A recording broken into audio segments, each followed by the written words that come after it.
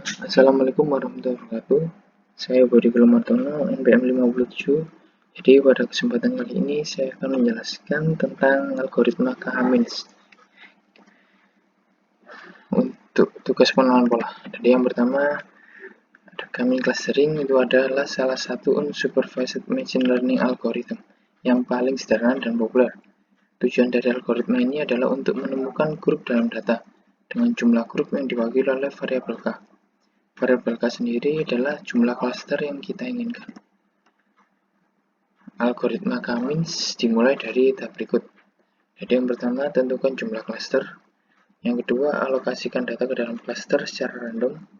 Yang ketiga, hitung centroid atau rata-rata dari data yang ada di masing-masing klaster. Jadi di tahap ketiga ini menggunakan rumus Euclidean distance. Dan yang keempat, alokasikan masing-masing data ke centroid atau rata-rata terdekat.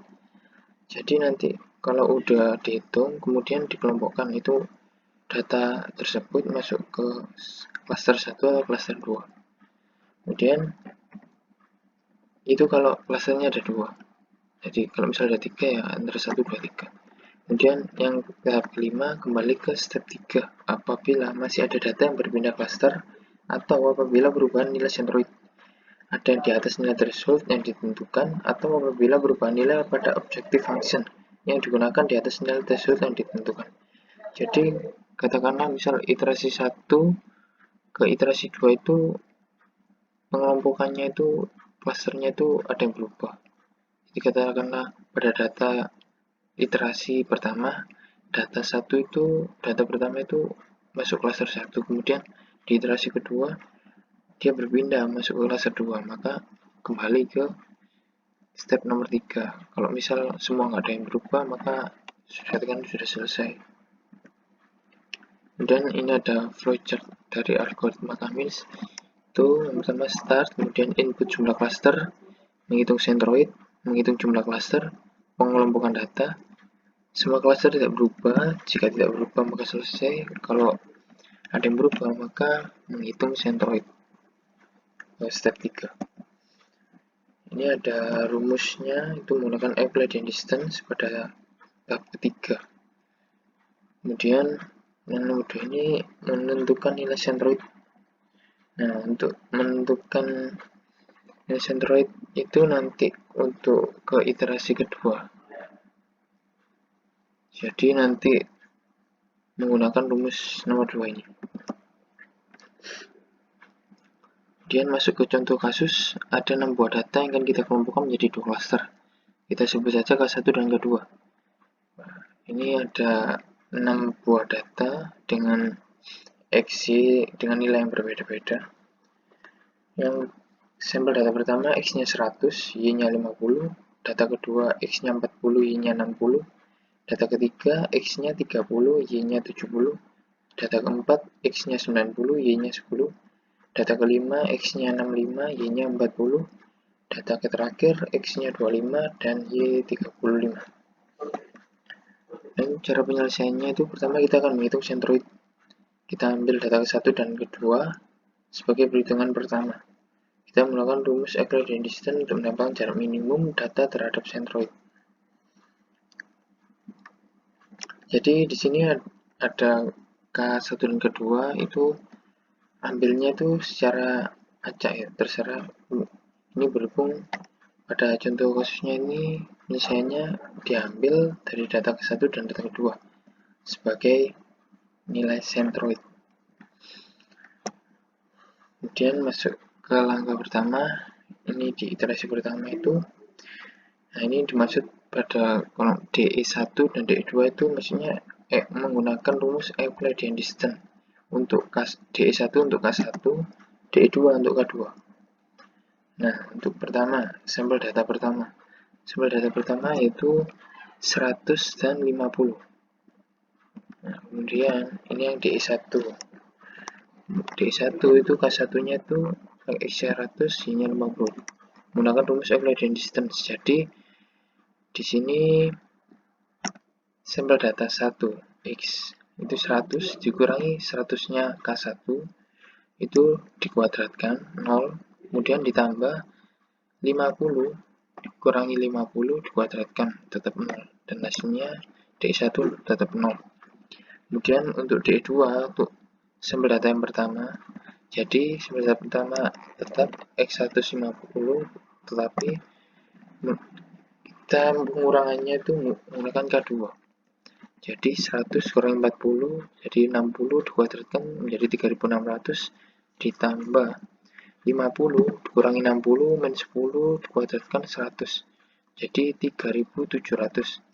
3700 diakar, kemudian mendapatkan hasil 60,83.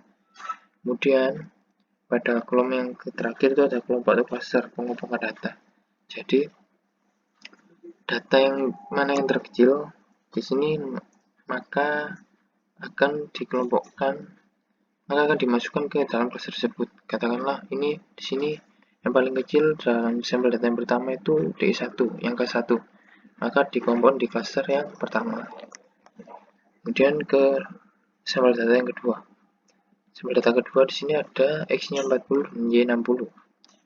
Kita masuk ke DX1, jadi 40 dikurangi 100 itu 60, 3600 kan dikuadratkan, 3600 ditambah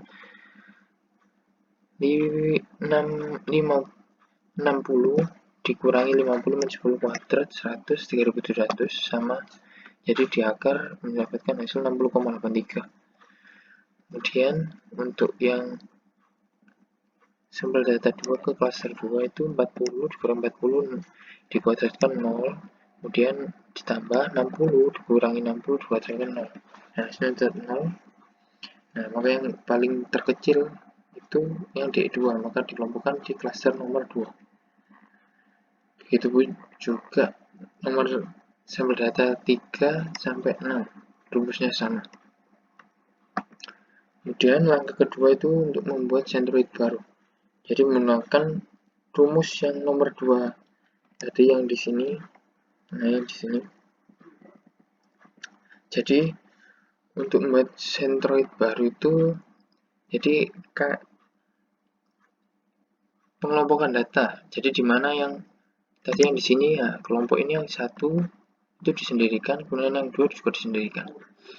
Jadi yang pertama yang di K1 ini kan ini ada 2. Jadi satunya 2, duanya 4.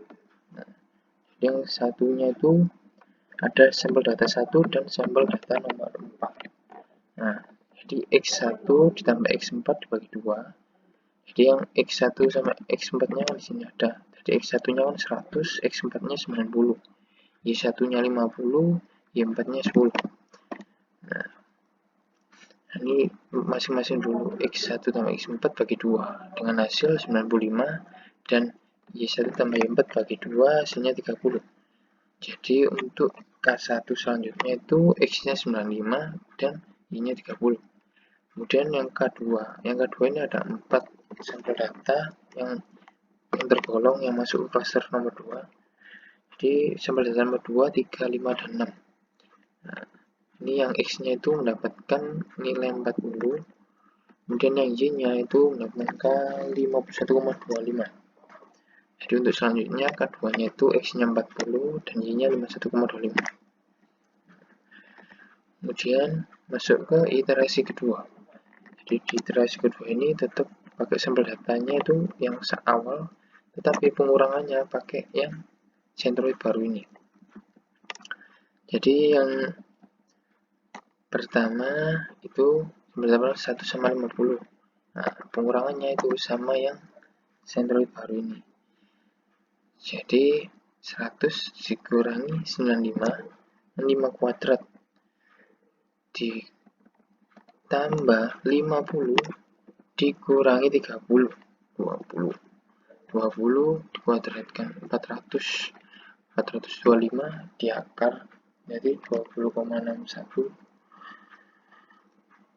Kemudian yang kedua tetap untuk sampel data yang pertama itu ke K2, jadi 100 dikurangi 40, 60, 3600 dan ditambah 50 dikurangi 51,25 dikuadratkan kemudian di akar mendapatkan hasil 60,01. Nah, yang paling terkecil itu masuk ke klaster 1. Begitu juga ke sampel data 2 sampai 6, caranya sama. Kemudian langkah keempat itu ini klasternya itu tidak berbeda ya, tadi 122 122. Di sini juga 122 122. Jadi kembali ke algoritma yang awal tadi, katakan kalau misal tidak ada yang berubah dari iterasi 1 ke iterasi kedua ataupun 2 ke 3, jika tidak ada berubah maka bisa dikatakan selesai. Nah, di sini yang sama. Jadi bisa dikatakan selesai karena nilai sensus yang dihasilkan tetap dan klaster tidak berpindah ke klaster lain. Jadi hasil akhirnya itu klaster satunya itu ada 2 sampel data 1 dan 4, dan klaster 2 ada 4 data kedua 3, 5, dan 6. Di sini ada soal, jadi apa kelebihan dan kekurangan pada algoritma K-means. Sekian presentasi dari saya. Apabila ada kekurangan atau salah kata, mohon maaf. Terima kasih. Wassalamualaikum warahmatullahi wabarakatuh.